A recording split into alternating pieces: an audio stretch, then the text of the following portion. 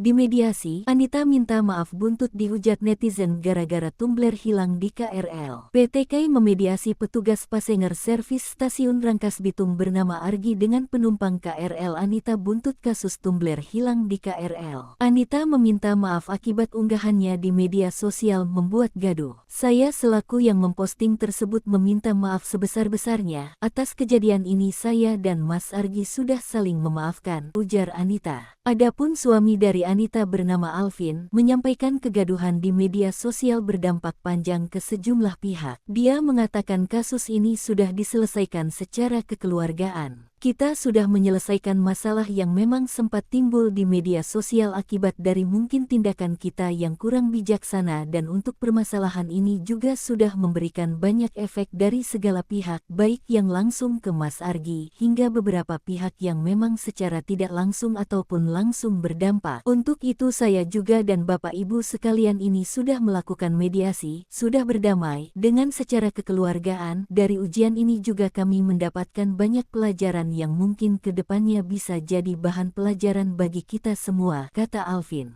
Argi pun menyampaikan permintaan maaf kepada Anita. Dia menegaskan hingga saat ini masih dipekerjakan sebagai passenger service di stasiun Rangkas Bitung. Secara terpisah, Direktur Utama KAI Bobi Rashidin menegaskan perusahaan menjunjung tinggi profesionalitas layanan, sekaligus memastikan setiap insan perusahaan memperoleh dukungan penuh dalam menjalankan tugas. Vice President Corporate Communication KAI N Purba menyampaikan langkah penyelesaian secara kekeluargaan ini merupakan bentuk keterbukaan KAI Group terhadap setiap masukan pelanggan.